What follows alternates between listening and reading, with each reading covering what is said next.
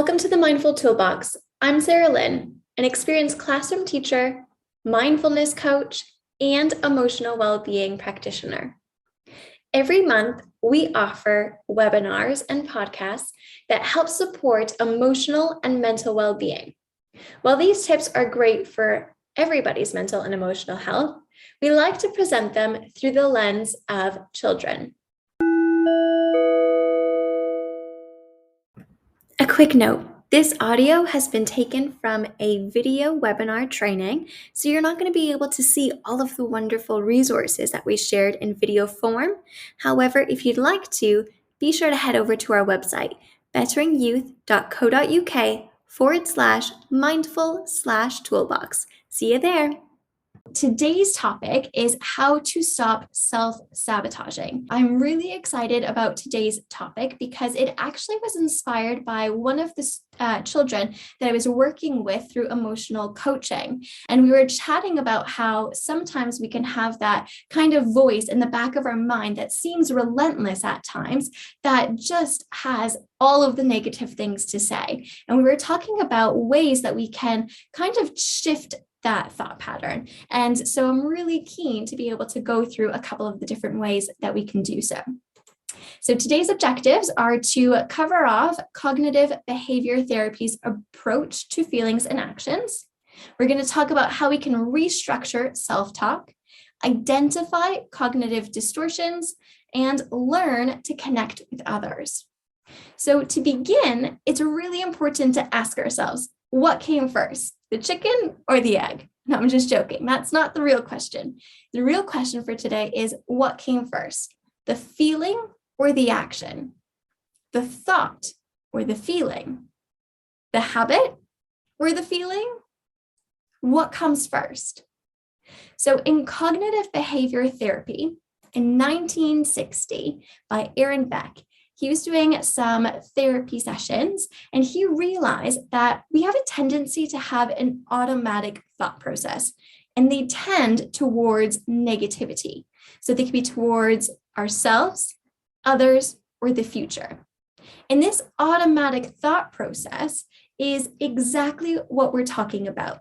The thoughts that go on behind our mind that stop you from taking that jump or that leap of faith. So how can we go about sidestepping or ignoring or becoming stronger than those automatic thoughts? One of the ways is to identify that the thought causes the feeling. The feelings create the behaviors, and the behaviors result in the reality. Now, this is the cognitive behavior therapy school of thought. And so what we'll do is we'll use this framework to assist us as we move through.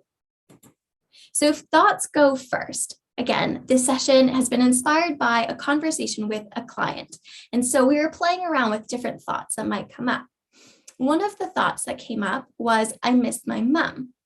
Then we spoke about all of the negative feelings that she has. And so she would feel sensitive, sick, sad, anxious, worried, excited. But there was a lot of negativity there. And the resulting behaviors were getting ill, feeling anxious, crying, all leading to a not so great reality. So what you'll also notice is a other green arrow that's leading towards blue writing. And I like to refer to that as an off-ramp. We're going to be talking about that today because we can't necessarily say that we don't want to feel any negative emotions or we only want to think positive thoughts. Mindfulness has a tendency to be regarded as fluff. And I'd like to challenge that notion by explaining that we're never going to only have positive thoughts, and we're never going to not feel negative emotions. The best way to do it is to let it have its space and then shift the energy. So today we're going to be talking about those off-ramps, how we can do that. One of the ways that we can do it, which is also an activity used through cognitive behavior therapy, is to replace the conversation. So we change the I miss my mom to a sentence or a thought that has a more positive charge. Now, you might be thinking, well, I miss and I love are two different things. But let's remember that when we miss something, it's typically because we are affectionate towards it. So focusing on that affection rather than the lack of it being there allows us to feel all of the positive energies that are wrapped up in that thought. When that thought has changed, so did the feelings, the behaviors, and the reality. The second way that we can create an off-ramp is to acknowledge cognitive distortions, which is a fancy way of saying that we can identify the thoughts that are not grounded in truth. So for instance, a thought that typical children come to us with is, I'm going to fail my exam no matter what I do. There's that sense of hopelessness, and it can lead to a behavior of not even trying to study. And then the reality, well, they'd likely fail their exam. And then that would just create a cycle, a feedback loop that would never encourage them to study. However, we can identify that this form of thinking is actually grounded in fortune telling. It's not fact. They're predicting what a possible outcome could be. And there's no way of knowing if they'll fail until we give it a go. So once we're able to identify the distortion, then we can go back towards the self-talk replacement and switch the script. A second cognitive distortion is catastrophizing. So for instance, a child may say, if I fail this exam, my life is ruined. I won't be accepted into the school I won't get a good education, and I won't become a pilot like I dream of becoming. Who has heard a rant that goes on like this, where one little action has all of a sudden unraveled and they're 20 years down the line and they're still miserable? It happens.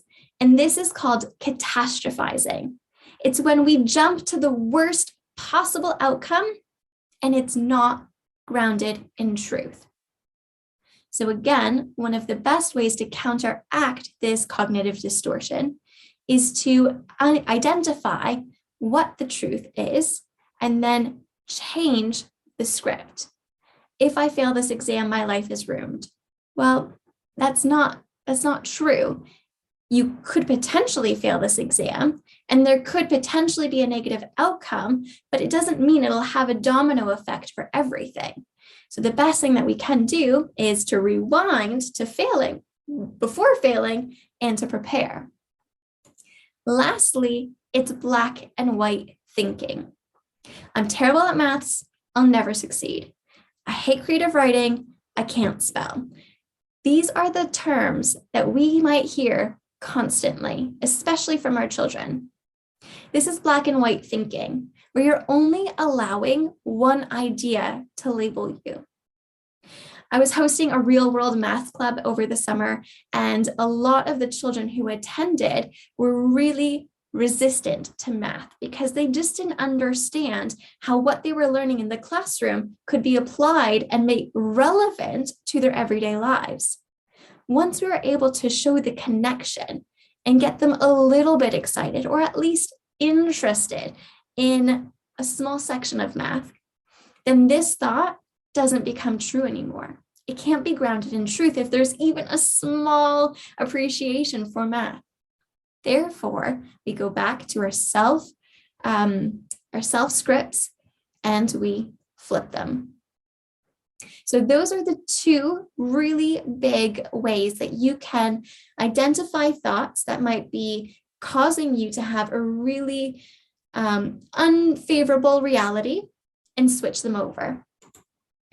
Another thing that I really like to talk about is Steve Peters, who identifies the chimp paradox. And the chimp paradox identifies our automatic thought system as being a little chimp on our shoulder that is just kind of running through all of the typical necessities of life, like survival, and nourishment and connection. And so there's no real thinking that's going on. And this is very akin to caveman thinking. Now, this is something that we can apply with our children. When we talk about those negative thoughts, those automatic thought patterns, we can help them create a dissociation between what I actually believe and what my automatic thoughts are. And one of the ways we can do that is to name that chimp or name those automatic thoughts, create a persona around them.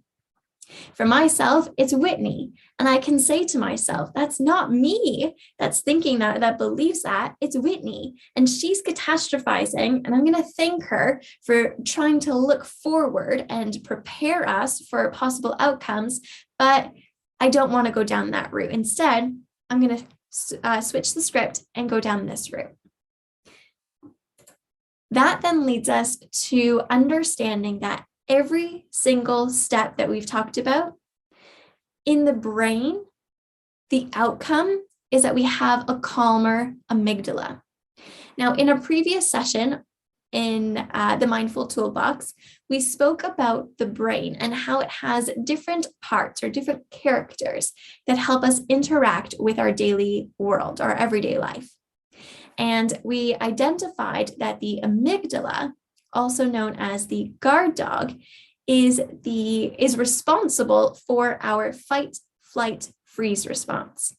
And when we start to feel like our thoughts are becoming overwhelming, or they're leading us down a pattern where we start to feel anxious, then the amygdala goes into fight, flight, or freeze mode, and it sends a signal to the brain to go into one of those situations. Well, when that happens, we release a bunch of hormones. And some of those hormones take up a lot of energy for our body. And therefore, our PFC, or our wise eagle, the one that makes the decisions, it decides to reserve energy, and it slowly shuts itself down, which is why when we're feeling anxious or depressed, we can't make decisions. Not even that we can't make good decisions. We just are not able to make decisions because the part of our brain that's responsible for that, the PFC, it's decided to close itself in order for the body to continue escaping what the amygdala identified to be a threat. So on a grand scale, this is how our brain is reacting to the thoughts we are allowing to pass through it, which is why when we're talking about self-sabotaging, it's really important to understand that it's our thoughts that we need to start for. That's where we need to begin our process, because those lead into the feelings, behaviors, and then the reality. If you'd like a bit more information about this process, just head over to, I believe it was session number 2, Overcoming Overwhelm. So each of these processes that we've talked about, they've all created an off-ramp. They've all allowed us to identify that we're not happy with the feelings and we're not looking forward to the behaviors and the reality that will come with it. So we're going to shift it. And those are the ways that we can do so. One of the most powerful things that I believe we can do when we're relating to others is to tell them what we're thinking about our interaction. And this is not something I can take credit for. This is inspired, or actually the 4 words are taken from Brené Brown's book, Rising Strong. So the 4 words are the story I'm making up. Now, before I go into this a little bit more, I want to explain to you kind of who Brené Brown is and where this comes from for her. So she's a clinical social worker, an author of many incredible books, and as well as a TED Talk speaker. She also has many other accolades, but those are a couple of the ones that are relevant for today. Now, in her book, Rising Strong, she says, "The story I'm making up." And this has allowed her to assist communicating with others what's going on in her own mind. So she talks about how her and her husband, they're on this wonderful family experience and they go swimming in the morning. And she really wants to feel close to him. So she shares with him, you know, "This is fantastic. I'm really happy we're doing this." And it kind of falls flat. He's just kind of responding, "Yep, water's great." And so she goes again and tries to be really vulnerable and say, you know, "I'm really glad and really grateful that we're getting this time to connect." And again, it falls flat. And so all of a sudden, she's beginning to go through what she terms a shame storm, or she has automatic thoughts that are running through her mind, making her feel really self-conscious, really uncomfortable, unloved, and isolated. And so instead of continuing that process and allowing her and her husband to drift past this beautiful moment, she pauses and she says, you know, "The story I'm making up is that you're not attracted to me anymore, or as much as you used to be when I was younger." And that story, she shared her vulnerability with "the story I'm making up," allowed her husband to then share with her that actually he was preoccupied because he had a dream the other night and he was also going through a really anxious moment, and he managed to be in the moment he was fighting a panic attack, which is why he couldn't connect with her. But the 4 words, "the story I'm making up," allows us to share with others those automatic thoughts that we're thinking, so they can help us kind of offset them. So it's no longer just us who needs to be checking those automatic thoughts, but it's other individuals as well that can say, "Yes, actually, I do feel that," or "No, there's no merit to what you're thinking," which again will help us to shift the script. So an example of kind of putting it all together would be a thought: "I'm the worst parent ever. My child doesn't feel that they can come to me, which is why they always say they're fine." Well, the distortion here is it's black and white thinking. You believe that you are the worst person ever, worst parent ever, but a lot of that has no merit. Can you come up with one positive thing that makes you a good parent? Then you can no longer hold the title for worst parent ever. That means that your thinking process needs to go through a shift. If you wanted to talk or to engage in a conversation with your child, perhaps at a family meeting, which was discussed in our first session, you can start with saying, "The story I'm making up is that you don't feel comfortable to open up to me because you either don't trust me to understand or you don't think I'll support you." This has allowed your child to now speak back to you and communicate with you. So therefore, instead of feeling crappy about yourself, you can actually go back to the main reason for feeling crappy. And that's because you feel like you've got no connection with your child. By going through the shift of the distortion and to lend a hand or a conversation opener to discuss with them, you are now creating that better connection. Again, all of this is leading to those off ramps.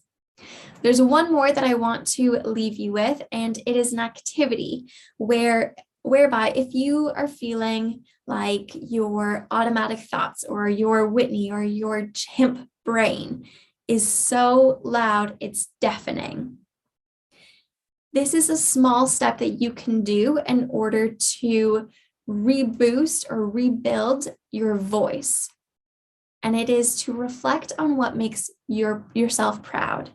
So if your voice is always talking about the fact that you will not achieve, Start reflecting on the small achievements you have made every single day.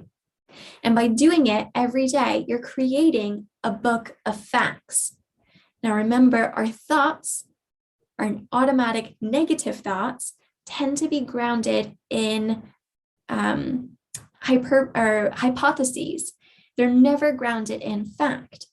So the best way to overcome those thoughts is to ground yourself in fact. And if you feel like you're not strong enough mentally to override those automatic thoughts yet, you need to build your own fact book. So that has summed up our session today. I feel like there was a lot there, so please feel free to just kind of process.